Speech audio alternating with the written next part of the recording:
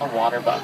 A water buck is usually found near watering holes, and this animal actually produces a very smelly odor, so it's not surprising he's hanging out by himself. And up ahead, folks, you spotted them, Africa's tallest animal, the giraffe. We'll go ahead and stop here for just a moment, maybe get a few good photos. And folks, that is an example of how not to eat your dinner. I'm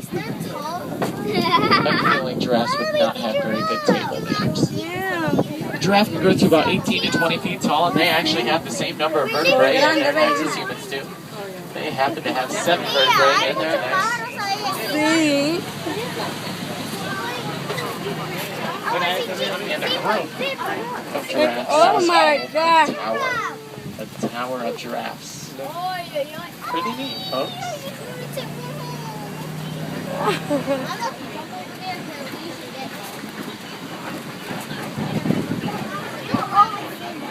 And now we'll go ahead and enter elephant country. We just might see an elephant today, folks. Baby, qué chulo. ¿Viste la jirafa? Now, elephants are actually a matriarchal society, meaning that all of the adults in the herd are female. For the most part, male elephants will go off on their own when they reach adulthood. I don't know. And over here on the left is a spot we've recently nicknamed Monkey Point, because a troop of mandrill monkeys have recently migrated here. The mandrill monkey is the largest monkey here in Africa, and also the most colorful, both in front and in behind. Not always the easiest animals to find on the reserve. They're very shy. Look up on the rocks, in the bushes back by the wall. They tend to hide everywhere. Oh, I think I see one back by the wall. A few of them. Kind of see they're very colorful tinies. Yes.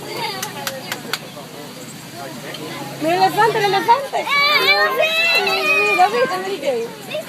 Lo vi, baby. La de ese lado. You didn't get to see it. Sorry. And it looks like the road is closed over here on the right. That's probably why we've run into so much traffic. Well, I guess we have no choice but to take this road on the left. I don't normally go this way, so there's no telling what we might run into. Must have been a flood, landslide, sinkhole, something kind of washed away that land over there on the right. Who knows?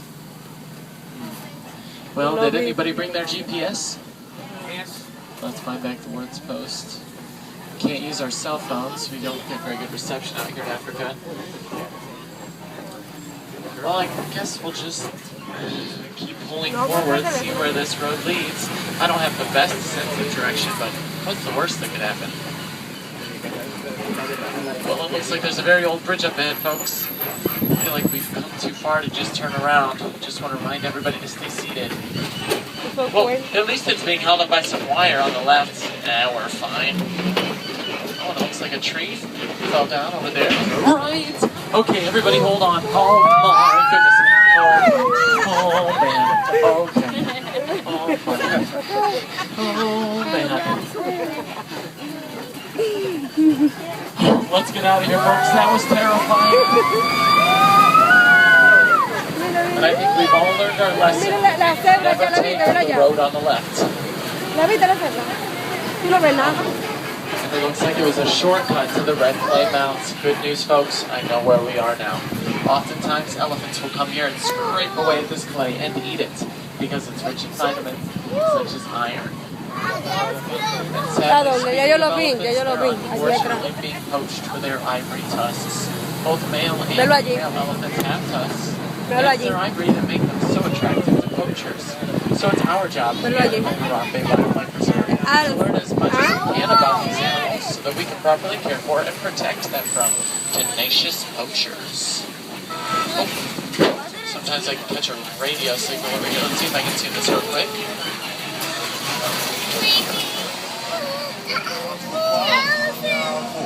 There we go.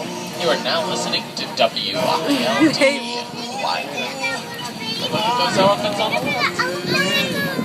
There are some baby ones over there. Baby elephants are so stinking cute. And if you look on their backs, you'll probably see some dried mud, hay, or grass. That's actually because elephants are very sensitive to sunlight. So what they'll do is they'll throw these materials on their backs and use them as a natural sunblock so they don't get sunburned. Very smart animals.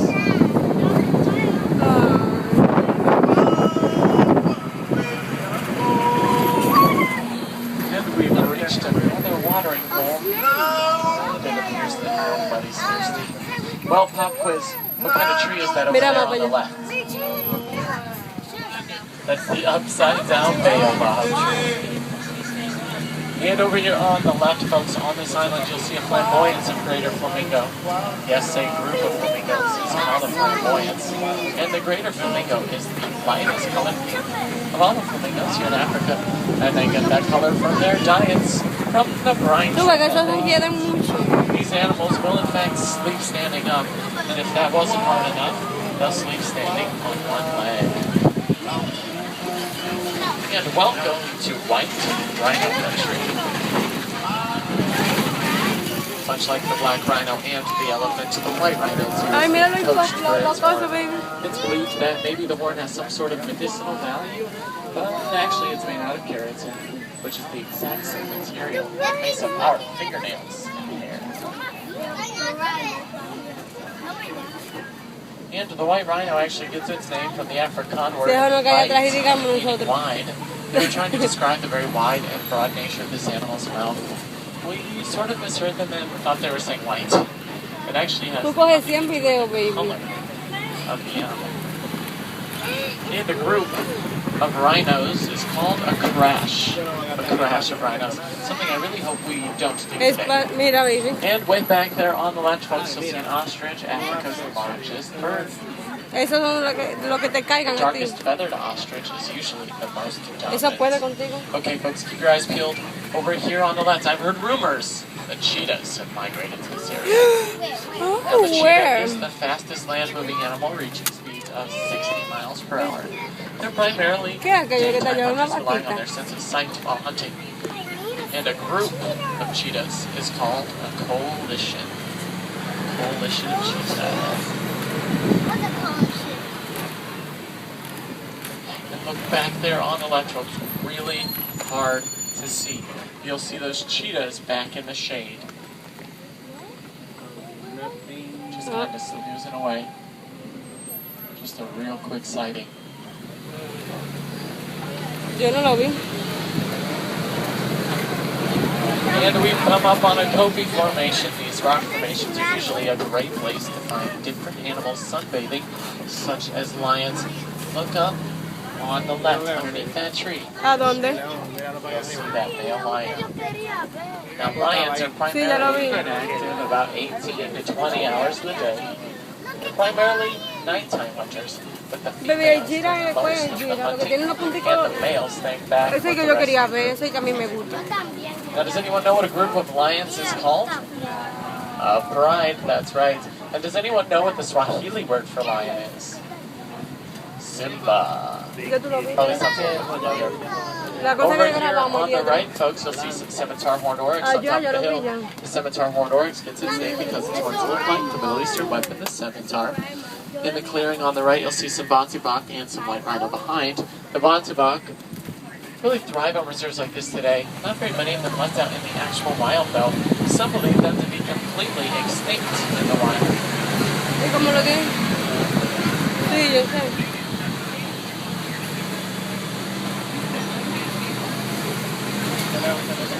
And we've reached a warthog burrow. And some warthogs look over there on the left. The warthog is the largest burrowing mammal here in Africa. And a group is called a sounder. Sounder warthogs. I think they're kind of cute in an ugly sort of way.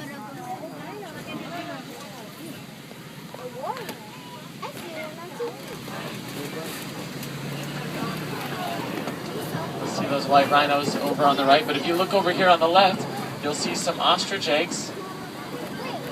The ostrich It's actually a community nester, meaning that they'll put all of their eggs together in one area, take turns sitting on them to keep them warm. Some ostriches up ahead on the right. No me enseñaste. Ya yo lo vi, pero no lo puedo Now, grabar. even though the ostrich has wings, it cannot fly, which is probably a good thing. That would be terrifying. But even though they're no good at flying, they are fantastic runners, and they can reach speeds of 40 miles per hour on land. Just goes to show that even if you're not good at one thing, you might be really good at something else. And now we'll go ahead and enter the most recently annexed section of the reserve, donated to us by a group of farmers that live in the area.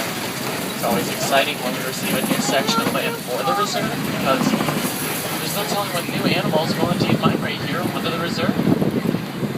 Oh my goodness, and look up ahead on the right. It appears a herd of addax has migrated here. Wow. Less than 300 of the addax left out in the actual wild today. Look at their horns. The addax's horns can actually grow to lengths of 3 feet. I always think it's funny to look on top of their heads. Kind of looks like they're wearing a toupee. These animals can go almost their entire life without drinking a single drop of water. They actually get all of the moisture they need from the vegetation they eat. True desert thriving animals. And I can honestly tell you folks, these addax have not been here for very long. Just goes to show you never know what new animals will indeed migrate here onto the reserve. I guess that gives you all an excuse to come back and visit me. And sadly, folks, those gates back there mark the end of our safari. My name's Jordan, and I hope you enjoyed all of the different animals we got to see here on the reserve today. I know I did. And if you'd like to see some more African animals, I would definitely recommend checking out the Mangani Forest Trail here in Africa, just outside the exit. There you'll probably get to see some animals you may not have seen before, such as the silver